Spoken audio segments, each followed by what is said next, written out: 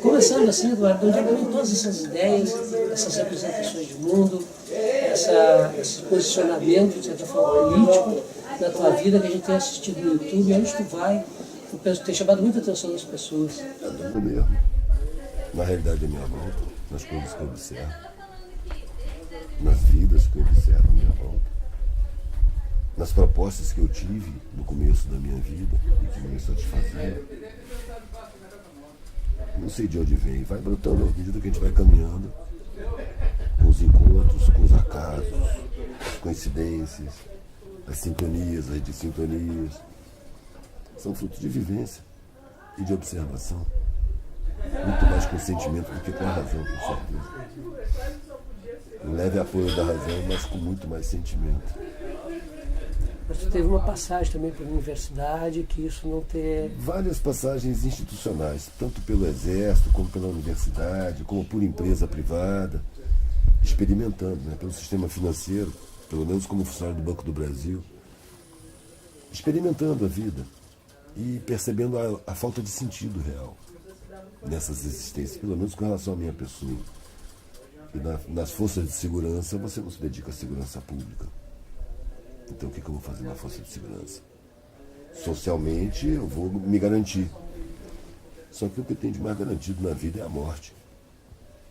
Então eu tenho cuidado com a vida que eu acho que eu tenho que dar importância à vida que eu vivo. E eu não quis viver a vida dentro de uma força de segurança, porque eu vejo que o objetivo das forças de segurança é a contenção de massa. As instituições não são o que dizem ser. No fim das contas, eu acabo vendo o Estado como um crime organizado contra a sua população a serviço de um punhado de parasitas podres de ricos. E tudo mais é farsa. Vejo as pessoas se enganando nessa farsa, se frustrando e tendo que se medicar até para viver. E eu não quis participar disso dessa maneira. A ameaça de insegurança não me amedrontou tanto quanto uma vida sem sentido, que era o que se pintava na minha frente. Uma vida utilizada num esquema social espúrio, que é desumano. Tem na vida humana, no segundo plano, ostensivo. Em primeiro plano tem o patrimônio, em primeiro plano tem o lucro, os interesses empresariais. Eu não queria ter uma vida sem sentido, utilizada na manutenção desse esquema social. Então me coloquei do lado de fora. Não do sistema, mas da maneira de viver que o sistema impunha. E perdi todas as garantias sociais. Mas a garantia da morte me deu o medo definitivo.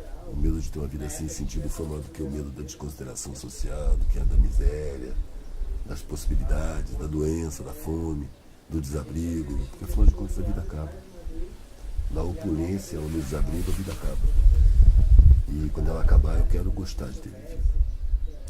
Tu também fala dessa questão da verdade que tu encontrou mais na periferia, com as pessoas que têm uma vida mais simples do que propriamente essas outras pessoas que estão, digamos, com uma vida mais financeiramente estabilizada e tal. Sim, sim. O mundo, ele se mostra fingidamente suave para as pessoas que têm direitos e privilégios garantidos.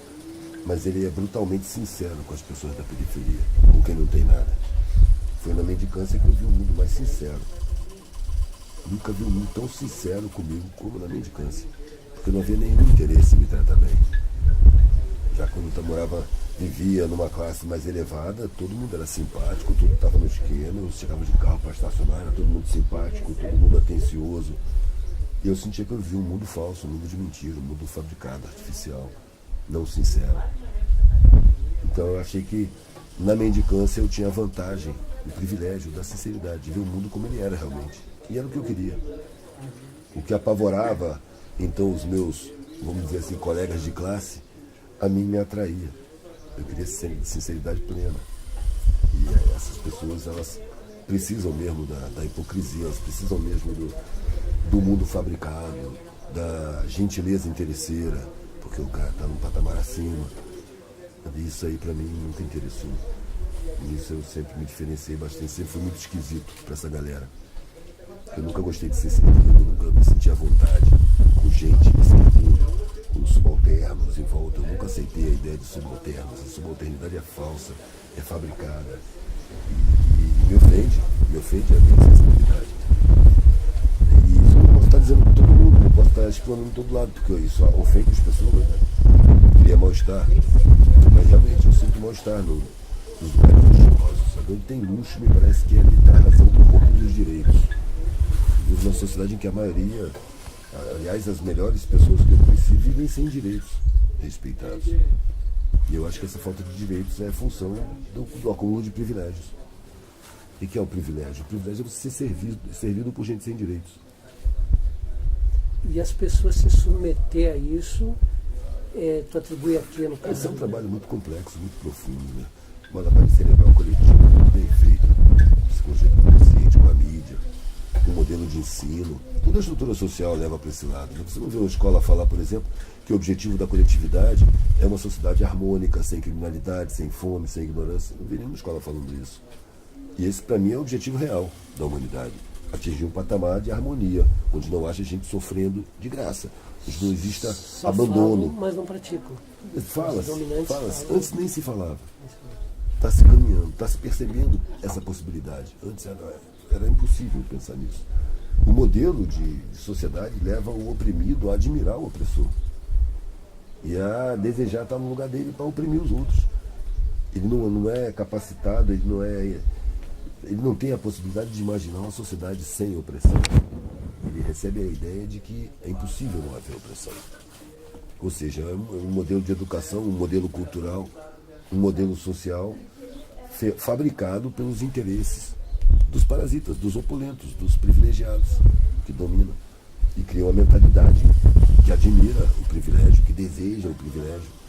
Quando, se você trabalhar um pouquinho a consciência, você vai ver que não tem privilégio para todo mundo. É exatamente um privilégio que evita que todo mundo tenha o que precisa.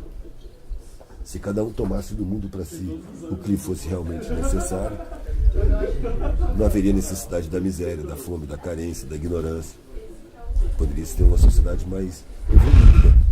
Então, essa ideia que tu está trazendo assim, das oposições é um discurso dos capitalistas liberais que a meritocracia, né? Bom, se tu conseguir, é um discurso hegemônico, cultural até. Pode conseguir, se tu trabalhar, esses e a gente sabe que não é bem assim. Liberais, eles, na verdade, o que há é um domínio econômico muito grande e esse punhado que domina cria as condições, os laboratórios de pensamento, fabrica o controle mental pela mídia, controla os postos de autoridade, financia os candidatos para poder ter poder dentro dos mandatos. E os acertos são feitos nos bastidores, né? Montam a farsa da democracia, até para poder dividir a responsabilidade pelas falcatruas ao povo. Vocês é que votaram, vocês é que escolheram. Quando se roubam todas as condições de desenvolvimento ao povo, para que tenha discernimento, para que tenha conhecimento, para que tenha informação. O povo é essencialmente desinformado, enganado, hipnotizado por uma mídia. Você vê? Até as necessidades afetivas são supridas pelas novelas. Você vai ter uma vida de merda, uma vida sem significado, e a sua necessidade de afeto, de emocionais, você vai canalizar nas novelas, vivendo a vida dos personagens. Não é à toa que você vai na banca de jornal e a maior parte das manchetes é fictícia, falando de realidade da novela. Está lá em revistas, muitas, falando o nome das pessoas como se elas fossem reais, estampado em manchetes como se fossem reais. Está fabricando uma realidade ilusória. A mídia é uma grande ilusionista que ilude o povo enquanto ele é roubado dos seus direitos, das suas condições. Então essa ilusão é no sentido de que a massa trabalhe para sustentar... A massa sustente tudo, não só então, com esse trabalho, é um mas com impostos também. Assim, a massa tributária está em cima dos artigos de primeira necessidade. Quem financia o Estado é o povo, não são grandes empresas, isso é uma grande mentira. Assim como é uma grande mentira que grandes empresas dão emprego. Grandes empresas exploram o trabalho das pessoas. O emprego não é um presente que elas dão, não é a necessidade que elas têm de escravizar as pessoas. E fantasiam dizendo que estão dando um presente. Não, estão explorando. Estão tirando a vida. Estão mediocrizando, pressionando, cobrando, infernizando, ameaçando, comprando elementos do aparato público, se infiltrando, dominando. Na verdade, isso é um trabalho para os historiadores do futuro, né, cara? a desumanidade das grandes empresas, dos grandes bancos, que manteve o mundo assim tão primitivo, tão cheio de miséria, sem nenhuma necessidade de ter todas as condições tecnológicas, materiais, produtivas, logísticas, todas as condições existem para que não haja fome, para que não haja miséria, para que não haja abandono, para que não haja ignorância. Todas as condições existem, mas isso não interessa ao sistema. É uma deliberação estratégica manter a população ignorante, alienada, fácil de conduzir mentalmente, com controle mental que a lei impõe. Não é à toa que estão dando um conversor de televisão para cesta básica para os mais pobres. Os mais pobres não têm nem seus direitos humanos respeitados e recebem um conversor da televisão para pegar a TV digital, para que não escape ao controle mental.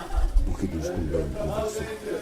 Vocês não dão nem alimentação decente. Se o Estado não cumpre nem os artigos básicos da Constituição, garantir moradia decente, garantir escola decente, garantir informação verdadeira, não garante nada, mas garante um conversor de televisão.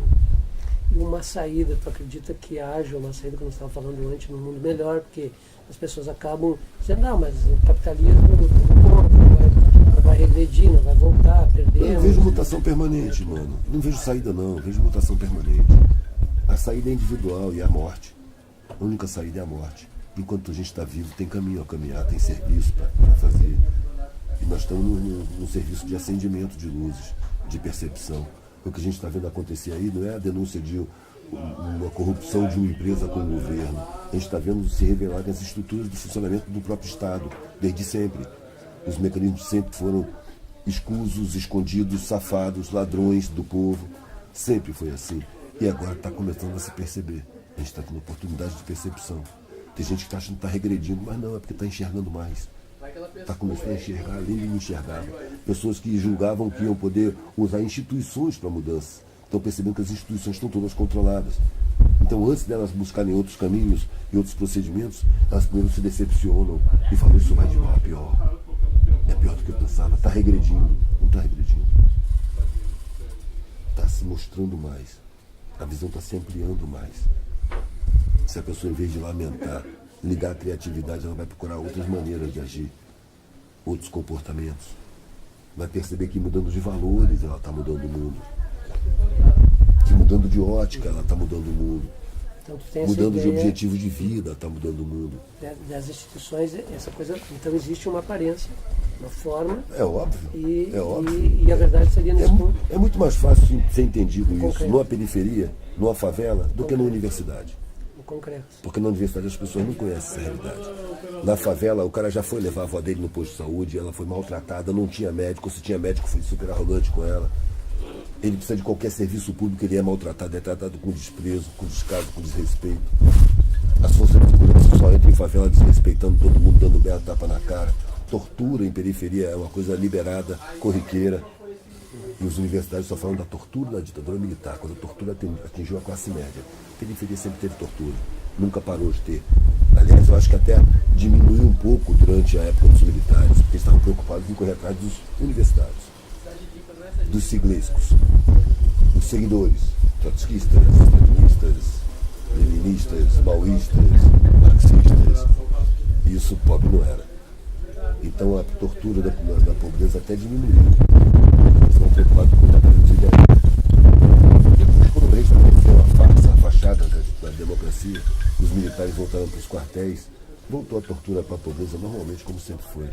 Hoje no Alemanha, qualquer criança sabe o que é saco na cabeça, choque elétrico, afogamento, vários tipos de tortura, pau de arara. Qualquer criança na sua casa sabe o que é. Porque é corriqueiro. Porque essa questão, né, que tu fala do concreto, né, das pessoas que procuram, por exemplo, posto de saúde, hospitais, os parlamentares, enfim, aquelas pessoas que dizem defender, eles não vão, como está dizendo, né, para um hospital público. Se for, é cênico e chama tanta atenção que ele vai ser atendido no gabarito, mesmo no público. Aquela besteira de falar, não, agora os políticos vão ter que botar os filhos em escola pública. Cara, vai ter escola pública selecionada para os filhos dos políticos. E ali o pobre não vai conseguir entrar. As matrículas vão ser feitas por fora. É besteira isso. Não dá para contar com as instituições. É preciso tomar iniciativas próprias.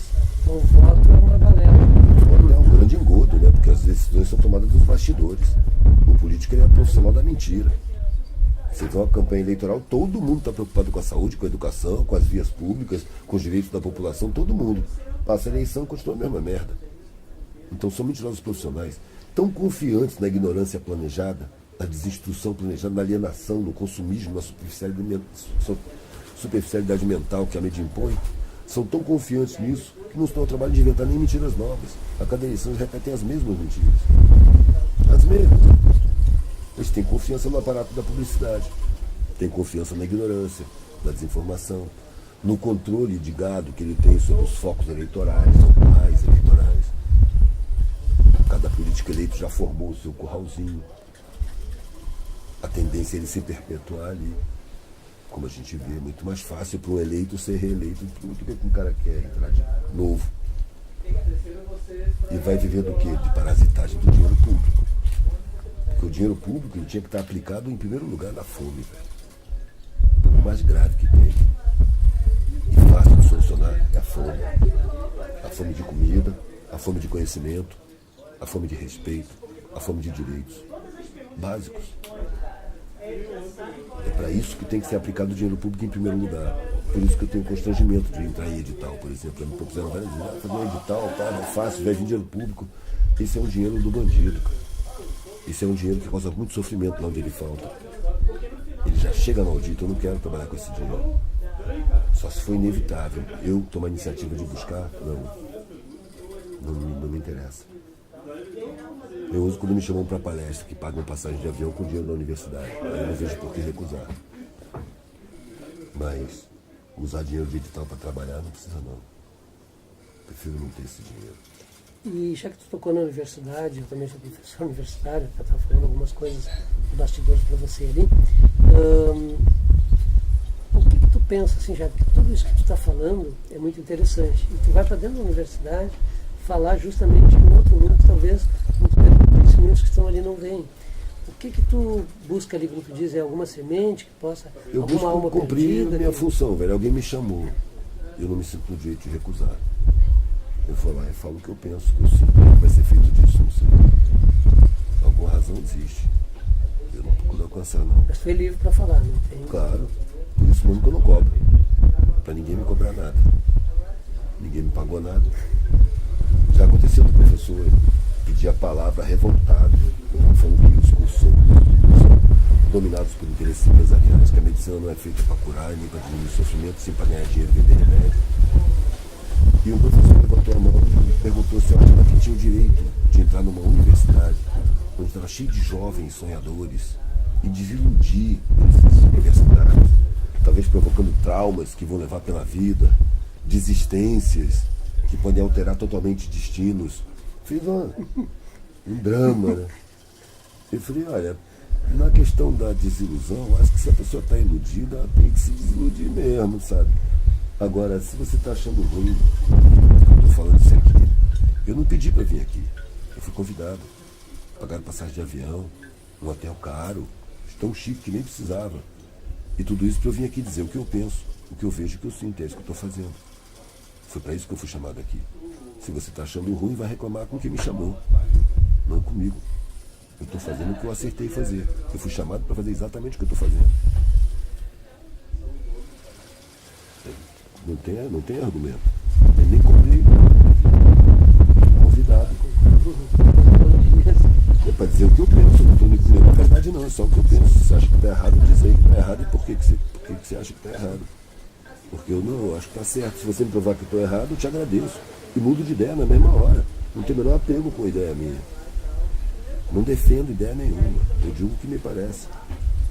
E se te parece errado, me mostra aí, que eu te agradeço. Eu não quero permanecer errado. E pensando agora quando tu falou isso, nessa questão desses movimentos, eu acho que foi de 13 de junho, se não me falha a memória, de 2013, que dizia, tem direitos, tem esquerda, tem os que defendem a burguesia, os outros que defendem os pobres. E no Brasil ficou muito dividido, muito polarizado isso. Tem alguma ideia sobre essas questões? Esse ódio que começou a gerar? Foi uma manifestação de inconformação que estava latente, né, que foi detonado com o gatilho da passagem de ônibus, mas que na verdade estava engasgado, e foi muito bem trabalhado pela mídia, inclusive. Primeiro reprimindo, apoiando toda a repressão policial. Depois, quando a coisa foi crescendo, ela convidou as pessoas para participar, transformou o suco em refresco, trouxe água com açúcar, que aí você viu mamãe toda na manifestação, você viu faixas genéricas como Abaixa a Corrupção, ou Pela Paz, ou seja, diluiu as propostas todas. E depois caiu de pau novamente. Foi tudo uma estratégia. E tão bem feita que depois disso não se consegue mais aglutinar para manifestações. As esquerdas ficaram todas desmoralizadas porque não sabiam, ficaram atarantadas sem saber o que fazer, todas tentando pular na frente para sair nas câmeras. Uma rapaziada que não sabe realmente trabalhar, uma rapaziada que não faz o trabalho interno, está totalmente cooptado pelos condicionamentos sociais, procedimentos programados, agressivos, vaidosos, arrogantes, cheios de certeza de superioridade porque foram num curso superior. Quer dizer, os caras estão lavados e enxaguados pelo sistema social e acham que podem contestar alguma coisa. São os contestadores que o sistema adora, porque só vem comprovar que essa farsa é uma democracia. Por isso que eles podem falar assim. Se não fosse democracia, eles não podiam falar assim. Eles podem falar assim porque eles colaboram com a farsa. Podem falar assim porque não tem poder de mobilização. Podem falar assim porque não ameaçam de maneira nenhuma a estrutura social. Ao contrário, servem a essa estrutura mantendo o engano de que isso é uma democracia. Então o povo subalimentado, desinformado, analfabetizado, iludido, hipnotizado pela mídia tem condição de decidir alguma coisa? Vai votar em global, artista global aí. Vai votar em quem os publicitários mandarem votar. E o grito do, vou chamar de rebanho, a um líder como o Moro, que é o representante, né, da justiça. Um falso líder, né? Não é um líder, isso é uma fabricação midiática. É um boneco. Você ouve ele falar, você vê que ele não tem uma personalidade. Basta você ouvir ele falar. E você vê que ele é uma manipulação simplesmente. Ele não é uma pessoa, é uma repetição de instruções. Ele recebe instruções da CIA, do Serviço de Inteligência Internacional, para mover as peças do tabuleiro. Agora a tentativa qual é? Impedir o Lula de ter condição de se eleger de novo. Não porque o Lula não tenha servido a eles, mas porque os efeitos colaterais do Lula são perigosos para o sistema. O Lula serviu direitinho, aquele capataz bonachão, veio tomar conta da fazenda de escravos, mas não tem raiva de escravos, ele não é sádico. Então ali onde os escravos estão sofrendo com umidade, eles mandam botar uma serragenzinha, manda reforçar um pouquinho a comida daqueles que estão passando fome, bota até umas professorinhas para ensinar a escravo a ler. Isso aí é heresia para o dono da fazenda. O que acontecia é que os escravos estavam muito em polvorosa. E com esse capataz eles se acalmaram. A MST não teve mais nenhum assentamento quando o Lula foi eleito. Com o Fernando Henrique passou de 1000 assentamentos. Eles estavam num poder de pressão muito grande, precisavam ser acalmados. Não só a MST, todos os movimentos sociais. Estavam com muita força. Estavam mais próximos da população, estavam passando informações. Precisava acalmar. Aí o Lula foi eleito. E aí os idiotas do PT acham que é por mérito. Não é, é por demérito. É por ter cedido. É porque ele perdeu o objetivo político que ele tinha e passou a ser objetivo pessoal. Eu quero ser um cara que começou a vida vendendo amendoim e chegou à presidência da República. Eu quero isso no meu currículo. O que eu preciso fazer? Bom, você precisa compor com os banqueiros. Então eu compor com os banqueiros. Aí escreveu a carta aos brasileiros. Se você lê a íntegra da carta, você vê que é uma carta aos banqueiros internacionais. Olha, vou cumprir todos os acordos espúrios que vocês obrigaram os anteriores a assinar. Por isso que ele diz que quem se deu bem também com ele foi os grandes empresários, não foi só os pobres. Os pobres, quem se deu bem foi um punhado. O que tinha que ser programa de Estado, ele arrumou programinhas sociais localizados, setorizados. Tinha que ser um programa de Estado, de resgate dos crimes cometidos contra a população, desde o Império, desde que começou a República, desde que acabaram com a institucionalização da escravidão, que tinha que ter um programa de resgate, porque eram pessoas que sofreram crimes hediondos a vida por gerações e gerações. Mas não, foram simplesmente jogados. E proibidos de circular nas cidades. Aí apareceu a lei de vadiagem. E esses outros, então, falando do Lula, e esses outros que estão sendo presos, condenados, como é que tu vê essa questão da justiça? Marionetes, velho, marionetes, não são grandes poderes, não. Simulam grandes poderes. Eles já estão lá. Faz o jogo, eles estão brigando entre si. Sarney, a Odebrecht, por exemplo, vamos dizer assim, os empresários progressistas, que são exploradores hediondos, iguais aos conservadores, mas se sentem progressistas, apoiaram o PT. e caterva. Os conservadores não. Eu faço uma comparação. É o empresário Roberto Marinho, um conservador, e o empresário Silvio Santos, o progressista. Esse era o Debrecht, Andrade Gutierrez, que apoiaram o Lula em troca de obras. Fizeram o Porto de Cuba, inclusive. Fizeram usina hidrelétrica no Equador. Fizeram obras no mundo inteiro, que o Lula foi como representante das empresas que era. Agora, na reviravolta, que o Lula caiu, já não interessa mais aos poderes mundiais, já cumpriu sua função e tem que sair porque tem pobre na universidade, tem pobre em aeroporto, tem coisas acontecendo que o sistema não gosta que aconteça. Porque pela primeira vez, na universidade, na academia, começou a aparecer vivência de base. E não era para varrer o chão, era para estudar. E agora para dar aula. Então, pela primeira vez, teve vivência periférica dentro da academia e pela primeira vez teve conhecimento acadêmico sendo levado realmente para dentro da periferia, por gente da periferia, que fala a língua da periferia. Não estava fazendo caridade, como antigamente. Como muitos ainda fazem. Vou levar conhecimento para os pobres, quando sou um cara bom. Não, era a galera que não perde a solidariedade, que sabe que lá falta esse conhecimento e é direito esse conhecimento lá. É direito roubado.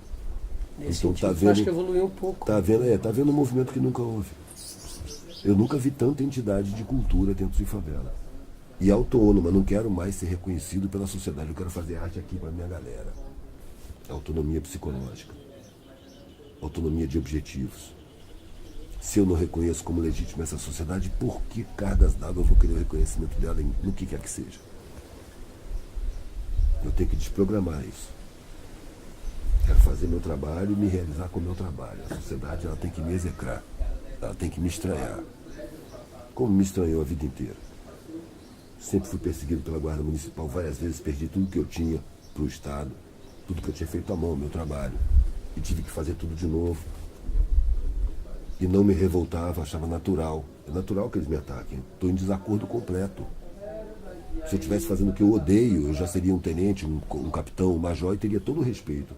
E viveria um inferno interno. Então, para eu viver em paz comigo, para eu viver em paz comigo, é natural que o Estado me persiga. E eu tenho que tratar isso como natural, como um elogio até. Seria estranho o Estado me afagar. Como no começo da minha vida afagava, falsamente, com regalias. Tu chegou a fazer direito, né? Tu me falou que uma vez. Eu entrei no curso de direito, mas isso não quer dizer que eu tenha feito direito. Né? Porque ainda tinha fez militares errado. no poder, né? Foi em 80. Então ainda tinha movimentação estudantil. Ali que eu conhecia a rapaziada que contestava o sistema, que levantava as injustiças sociais. Foi o primeiro lugar que eu vi que se debatia as injustiças, a miséria e tal. Então eu me encantei numa primeira vista, mas logo em seguida eu percebi que eles não falavam com propriedade, porque ninguém conhecia realmente miséria, injustiça, conhecia só de vista.